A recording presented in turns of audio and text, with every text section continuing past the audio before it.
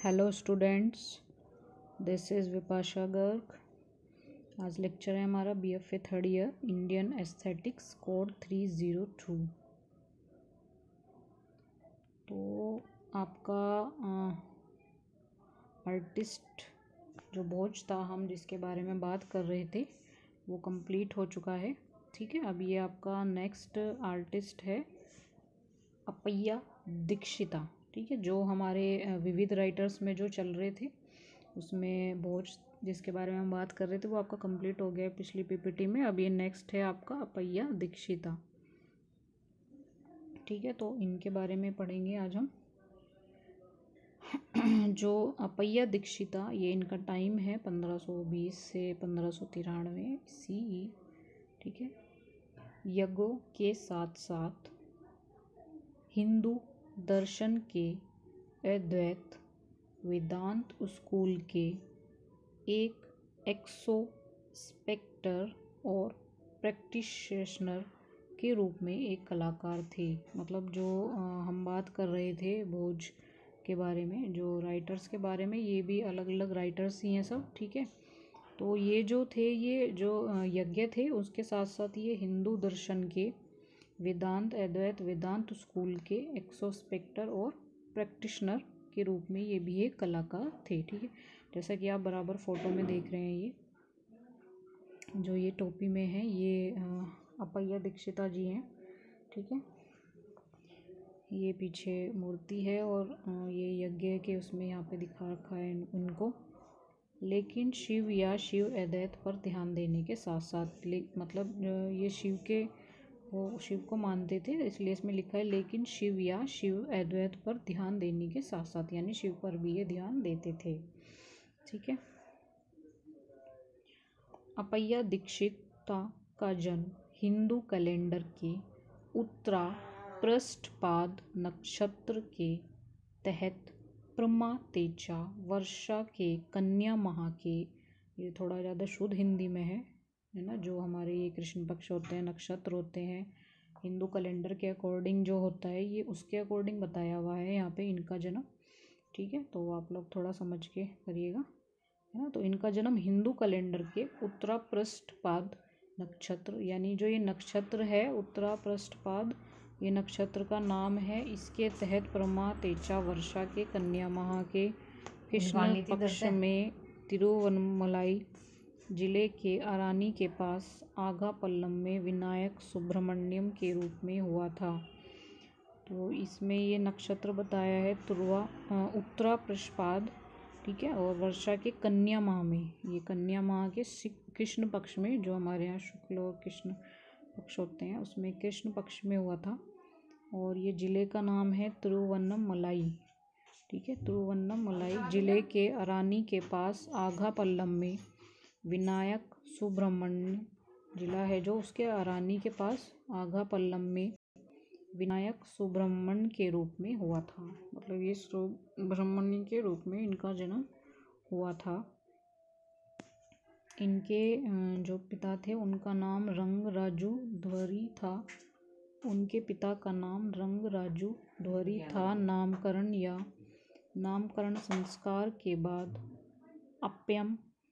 अपैया जो हैं उनका नाम विनायक सुब्रमण्यम था। जो इनके जो पिता थे उनका नाम रंगराजू ध्वरी था, और नामकरण संस्कार के बाद, यानी जो नामकरण होता है उस संस्कार के बाद इनका नाम विनायक सुब्रमण्य था।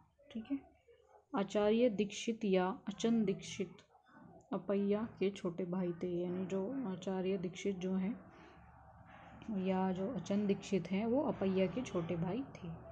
ठीक है, अपैया ने अपने गुरु राम कवि के तहत हिंदू शास्त्रों का अध्ययन किया।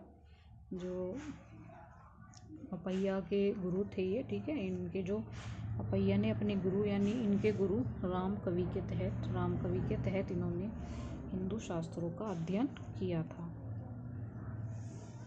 उन्होंने 14 विद्याएं पूरी की, मतलब जो काफ़ी इन्होंने विद्याओं में इन्होंने स्टडी की थी, तो 14 विद्याओं में इन्होंने पूरी की थी, जबकि वह काफ़ी युवा थे। मतलब ये काफ़ी युवा भी थे। शिक्षा के कई क्षेत्रों में दार्शनिक ने व्यापक रूप से दार्शनिक विवादों और विवादों में प्रवेश किया। मतलब शिक्षा के कई केंद्रों में इन्होंने दार्शनिक ने व्यापक रूप से दार्शनिक विवादों और विवादों में प्रवेश किया। ठीक है। उनके पास वेल्लोर, तंजौर, विजयनगर और वेंकटगिरी के राजाओं द्वारा अपने स्वयं के जीवन काल में पूजनीय और संरक्षित होने का दुर्लभ सौभाग्य था। ठीक है। तो इसमें बताया कि एक तो इन्होंने 14 विद्याएं पूरी की थी। ठीक है। जबकि वह काफ़ी युवा थे, यानी इसमें कहने का मतलब ये है कि वो यंग एज में ही, मतलब वो युवा एज में ही उन्होंने 14 विद्याएं पूरी कर ली थी, है ना। कि उन्होंने 14 विद्याएं पूरी की जबकि वह काफ़ी युवा थे। शिक्षा के कई केंद्रों में दार्शनिक ने व्यापक रूप से दार्शनिक विवादों और विवादों में प्रवेश किया। मतलब शिक्षा के कई केंद्रों में इन्होंने दार्शनिक ने व्यापक रूप से दार्शनिक विवादों और विवादों में प्रवेश किया था। इनके पास वेल्लोर, तंजौर, विजयनगर और वेंकटगिरी के राजाओं, मतलब इन सब जगह के राजाओं के द्वारा इन्होंने अपने स्वयं के जीवन काल में पूजनीय और संरक्षित होने का दुर्लभ सौभाग्य था। ठीक है। तो ये इनके लाइफ के बारे में बताया है। मतलब लाइफ का ही टॉपिक आगे भी चलेगा, तो थोड़ा सा एक बार इसको रिवाइज कर लेते हैं कि जो इन्होंने मतलब यज्ञ के साथ साथ हिंदू दर्शन के अद्वैत वेदांत स्कूल के एक एक्सोस्पेक्टर और प्रैक्टिशनर के रूप में ये कलाकार थे। ठीक है। लेकिन शिव या शिव अद्वैत पर ध्यान देने के साथ साथ, और इनका जो जन्म हुआ था वो हिंदू कैलेंडर के उत्तरा पृष्ठपाद नक्षत्र, ठीक है, के तहत प्रमा तेजा वर्षा के कन्या माह में के कृष्ण पक्ष में, ठीक है, कृष्ण पक्ष में हुआ था और नक्षत्र में उत्तरा पृष्ठपाद में तिरुवन्नमलाई जिले के अरानी के पास, ये नाम भी आपने सुना हुआ होगा, आगापल्लम में विनायक सुब्रह्मण्य के रूप में हुआ था। यानी इनका पहले नाम विनायक सुब्रह्मण्य था। इनके पिता जो थे उनका नाम रंगराजुध्वरी था और इनके नामकरण संस्कार के बाद इनका नाम विनायक सुब्रह्मण्य था। ठीक है। आचार्य दीक्षित या चंद दीक्षित अपैया के छोटे भाई थे। यानी जो आचार्य दीक्षित जो थे या चंद दीक्षित, ये अपैया के छोटे भाई थे, है ना। इनका नाम जो अपैया दीक्षित पड़ा। अपैया ने अपने गुरु रामकवि के तहत हिंदू शास्त्रों का अध्ययन किया। इन्होंने अपने गुरु जो रामकवि थे उनके तहत इन्होंने हिंदू शास्त्रों का अध्ययन भी किया था और इन्होंने 14 विद्याएं पूरी की थी। मतलब काफ़ी युवा एज में इन्होंने 14 विद्याएं पूरी की थी। शिक्षा के कई केंद्रों में दार्शनिक ने व्यापक रूप से दार्शनिक विवादों और विवादों में प्रवेश किया और इनके पास वेल्लोर, तंजौर, विजयनगर और वेंकटगिरी के राजाओं द्वारा अपने स्वयं के जीवन काल में पूजनीय और संरक्षित होने का दुर्लभ सौभाग्य था। ठीक है।